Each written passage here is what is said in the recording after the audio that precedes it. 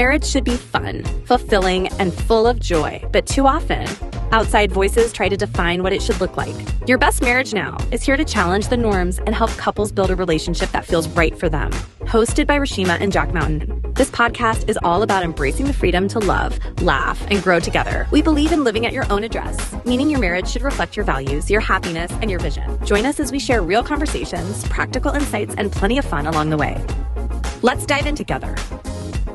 Hello, this is Your Best Marriage Now, and I am Jacques Mountain, and this is my lovely wife. That's me. I'm Reshema Mountain. Welcome to our very first episode of Your Best Marriage Now, and we are bringing this to a different platform. We have been on social media for a number of years sharing about marriage, but now we're bringing it to a podcast and bringing it to a YouTube channel.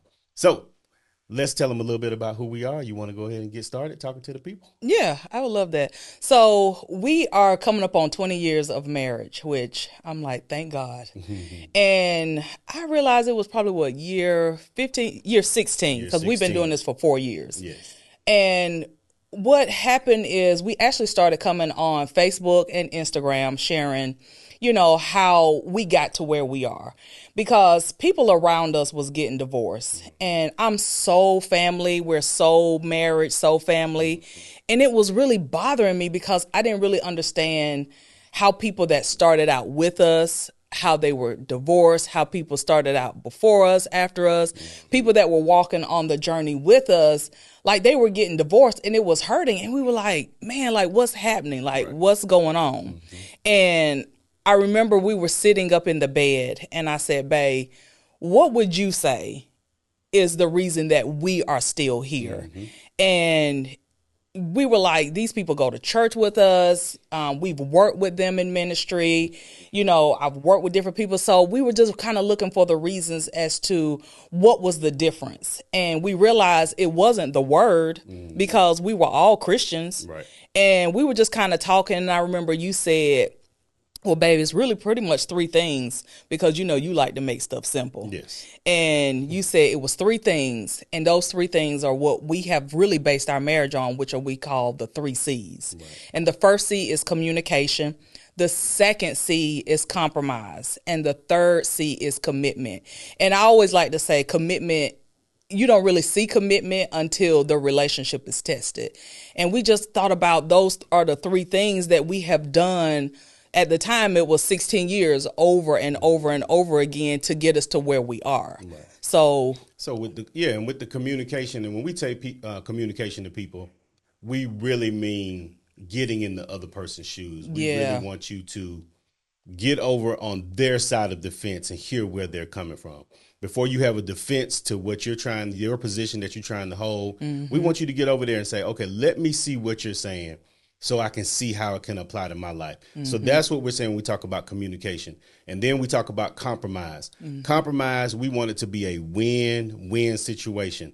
We want you to walk away from the discussion going, okay, we both can win in this. It doesn't have to be, oh, I lost so you can have your way, or you lost so I can have my way. We want to compromise. We want it to be where both people feel like, okay, this is going to help both of us. And we like football, so we always talk about the team. What's going to be best for the team, not just me as an individual. And then lastly, commitment. Commitment just means I'm not going anywhere. Like, I'm here. It's bad. It sucks. This was one of the worst weeks of marriage, but I'm still here. This month didn't go well, but I'm still here. Maybe we need to do some counseling or get some training, but I'm still here. So we are 3C minded, and changing that over into what we're calling now the 3 pillars, where we are standing on these things. These are supporting us, because when it all goes down and it doesn't work out, I had to go back to, did I communicate properly? And then even last night, I went and looked up the origin of the word. I knew you would. Yeah, it's just who I am. I know. It's just the teacher in me. Yes. So I went and looked up the origin of the word communicate, and it's a Latin word that actually means communicare. So instead of communicate, where we put the T in there, it actually means communicare. It means common care. I didn't know that. Yes. See, I studied last night. So it means that what I have to me is common, but I'm trying to make it common to you because you don't see it. What you have is common to you, but it's not common to me because I don't see it. Well, this is the way my mother taught me to do finances. Well, that's common. That's ordinary to you because that's how you grew up. It's just not common to me. And so with the communication, we're trying to bring it to common ground. Well, you know, that wasn't always for me because, you know, I wasn't trying to be common. No, you were not. No. Now, I would probably say out of the 3 C's, the compromise probably was the hardest for me. As I was sitting here listening to you talk about a win-win situation, you know, your girl was not trying to lose no arguments. Yeah, I took a lot of L's on purpose. Yeah, you did. And I appreciate that. But that's the thing. You were willing to wait and walk through that with me. And I think that's one of the reasons why we're still here. Right. And I remember telling you that a couple of weeks ago. I was like, man, I didn't realize I was like I was. I was like, man, I was a hot mess.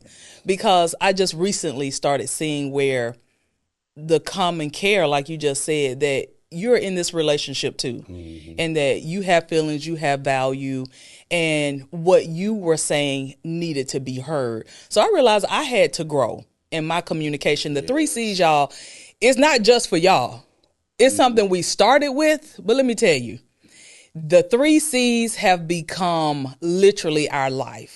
The 3 C's have got in us and is still working on us. It's still working on us now. So we don't want y'all to feel like, you know, well, I don't really know how to talk to him. I don't really know how to talk to her. No, this is still something that we're living today. This is an ever living, ever evolving way of life for us. So don't feel like, oh, they got together since they've been married for 20 years. No. We are here with you all, and we want to see you all have success. We want to see y'all have your best marriage, not 5 years ago, not 2 weeks ago, but your best marriage now is a reality. And we know that with God that, and with each other, that if we can have it, because we didn't come from successful backgrounds. No. My mother was single, raised 3 girls. I was taught independence. I was taught you take care of yourself. You get your own money. You know, my aunties, the people that were around me, we were taught you rely on you. Don't you let no man do nothing to try to take you away from what we have trained you to do. And your mom, I'll let you talk about your mom was a single mom too. Single mom, but her way of raising us was totally different. Yeah. You know, so one of the biggest fights that we had over the years in our marriage was over finances, because it came to the point where what was common to her was we get money, we save it. And did. And my mom said, we don't know when we gonna get no more money, so let's party and turn up. Yep. So it was a constant battle because that was what was common to us. It was ingrained in us. Yes. And then the communication, I love the fact that I saw that last night, that communicare, common care, you really don't care what the other person sees. I didn't. And they don't care what you see because this makes sense to me. Why do I need to do it your way? Yeah. I've been doing this for 30 years and then I marry you and now all of a sudden I'm supposed to change everything I learned because your mama said? Yes. Well, my mama said something too. And then you get in an argument about whose mama is right. And don't have some stuff. Oh, man. If you got a car and a house and you done already been successful in your way. Yeah, because I was. Right. In my mind. In your mind. That's in my mind, I was successful. I had at that level. You remember, it wasn't that I wasn't willing to share, because you remember we learned that in premarital counseling, but still in my heart, I was like, you know, I got to make sure I take care of, because I was like, you was coming to me because of the things that I had accomplished, the things that I had done. You like how your girl had her credit together. Yes. Shout out to the sisters that got their credit together, and the brothers too. But that was just something that I really prided myself in, that I had bought a house and, you know, I had the son, and, you know, I just felt like I had some things. I had a little money in savings, had paid off my credit. And so that, with the wrong mindset, that can give you a false interpretation of, I got it going on and this person don't. And so because I got this and I done accumulated that, then I don't really feel like I'm open And then you want to talk about some compromise. I'm like, compromise what? Right. Because that's what my mom taught me. That's what I saw demonstrated for me. You like, I made it without you. So how you going to come in here and start telling me what to do next? Right. Because I got here without your intervention, without your advice or your counsel. Yes. Right. Yeah. And then that's when we realize that we all have strengths, but then we do have weaknesses. Yes. You know, as we joked around one time, she was a single parent when we got married and had a 5-year-old, 4-year-old, 5-year-old son. And he had a brand new bike that he didn't ride. Oh, God. I was. Because you wouldn't let him ride the bike. Because you was like, I'm scared. I don't want him riding in the street. I don't want him to get hit. And I was like, but he's a boy. Right. I've been a boy. We ride bikes. Like, we going to get out here and get on this bike. And you would have never let him get on that bike. But I brought something to the marriage that you didn't have. Right. I brought fatherhood to the marriage that, you know, and shout out to single moms doing your thing. Yes. And we appreciate you going all out, and both our parents did. But there's nothing like a father in the household. Yes. The structure, the infrastructure, the stability, the strength, the manliness, the strength. Yes. Right. It's just certain things that a man is going to bring to the house, right, that mom can't always do on her own. Yeah. And we can talk about children on another episode. But, the communication, realizing that, yes, I am strong. You were strong in structure, strong financially, strong getting your credit. But then me coming in, I was strong with dealing with the people. Yes. I didn't mind going to the school, taking the call from the principal, going to the parent-teacher conference. Like, I'm the dad. Like, okay, we can talk about education. Yeah. Because that's what my dad stressed. Yeah. So I'll talk to you about that. So, man, it's just getting to the point where communication is really where we live. Yes. Because we talk all the time. We talk all yes, all you the can time. see we are talking a lot now. We talk all the time. When I leave to go to work, we're talking. And when I get there, we're talking. We texting. I mean, it is a ongoing communication process with us. And so that brings a level of closeness that we, even when we've hung out with couples, we like, you know what? We said it to each other, like, they don't talk a lot. Yeah. They're married, but we don't see the friendship. And we would try to bring it out. Remember, we would try to do games and we would kind of try to like poke. Okay, well, Joe, tell me something about Keisha. And he would look at Keisha like, what I'm supposed to what I'm supposed to tell him about you? Oh my gosh, or something like, it would just be silly stuff. And it's like, we would look at each other's like, man, they don't talk. Yeah, they don't talk because they didn't know. When you're really communicating with someone, we know that the Bible tells us that the two become one. Yes. We are always becoming one. Yeah. We are on the process. This is a process of becoming one. You don't marry the one. We become one. Say, I said, we don't marry the one. Come on now, sir. Say that again. We don't marry the one. We become one. And we've been becoming one for 20 years to the point where, you know, certain things you know I will and won't do. I'll eat and won't eat. It's becoming one. And then we've changed to become one. Yes. Certain things I used to wouldn't eat, but I started eating with you. And certain things, you know, so it's the becoming part of it that people are missing, and they're making it so transactional. You're missing the communication and the benefits that this other person can bring to the table. And I just love the story. I remember we were at that marriage conference and the lady was talking about how she was making millions of dollars. Yeah. And met her future husband. And when they started dating and she finally started opening up, he was like, these people are robbing you. Yeah, he did. Yeah. And remember, he said he found like $700,000 or something $1,000 that basically she had just gotten taken advantage of her. Yeah. Because she was so busy making the money, she didn't have the strength to oversee it. Yep.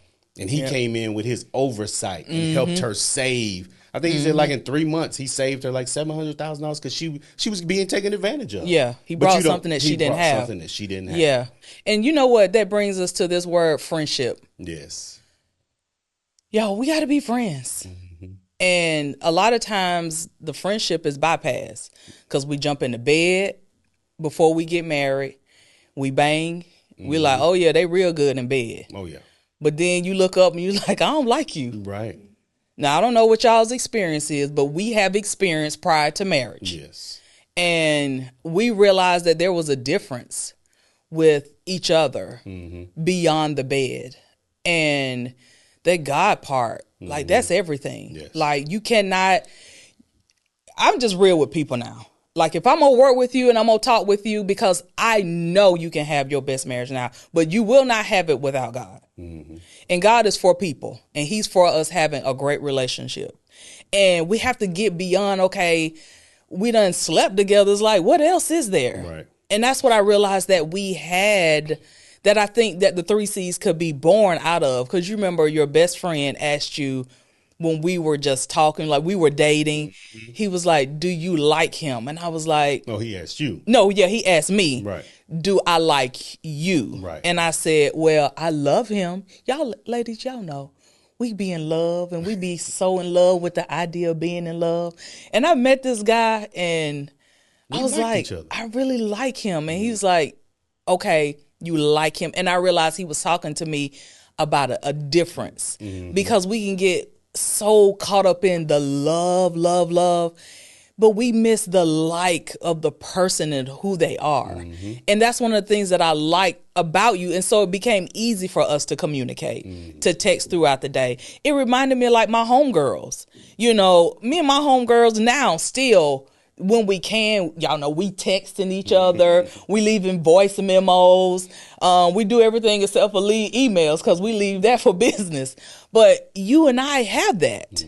And that's one of the things that's so important with our communication is the friendship. Like, we want y'all to be friends. Yes, most definitely. We want you to hang out with your, like, I like hanging out with you. Yeah, and we have a good time hanging out. And because we've done it so long, when we get around other couples, we know when they have it. Yes. We're like, oh yeah, they hang out. They're buddies. Yeah. And that's the thing that I've talked to people over the years when we saw couples divorce. I was like, I don't want to divorce because I don't want to lose my friend. Yes. You say, well, I could lose the marriage. I could just go on and be separate and do my own thing. But you don't want to lose that friendship. Yeah. Like you don't want to lose your buddy. Yeah. So how can I make it right with my buddy? How can I make this right with my road dog, the person I hang out with?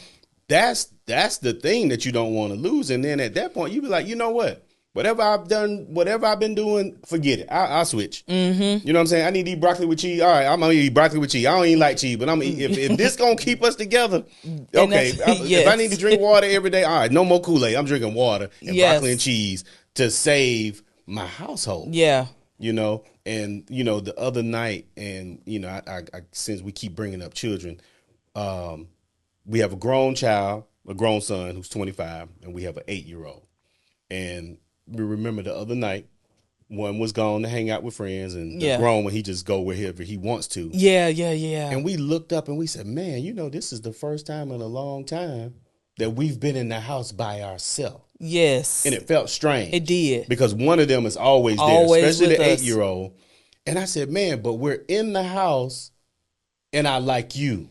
Yes. Like, I'm like, man, I'm glad they're gone for a while. We can be together versus we've heard couples talk about once the kids were gone, they looked at each other and was like, the relationship was over. Yes. The relationship was over because the kids were a buffer. Yes. They were a replacement for the communication. I don't have to talk to you because I got to go to the kids' basketball game. I don't have to work out what I'm really feeling about you because now little Johnny or little Susan, they got gymnastics or football. It was always something, or work. My boss, it was always something to prevent them from sitting down and realizing, you know what? And it's okay to say, I don't like you right now.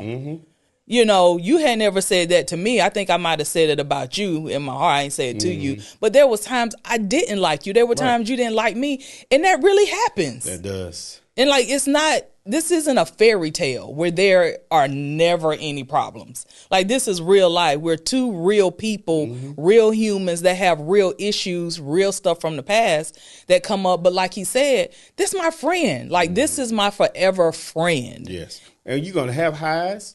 Yeah. And you're going to have lows. But Instagram just shows you the highs. Social media just talks about the highs. But man, those are so the vacations and the amazing time at the 5-star resort and all that. I mean, that's few and far between, but that's not Tuesday through Friday. It's not. That's not every day. That's not when you're picking up the kids and going to ballet and gymnastics and soccer practices. So those are the times when something has to be built where we're just okay being us. Yes. We're just okay doing life together. Yeah. And it's still fun. Yeah. Life doesn't have to be fun. I remember we went on vacation and it was a nice hotel, nice place. But we was like, man, we like our home. Yes, I remember that.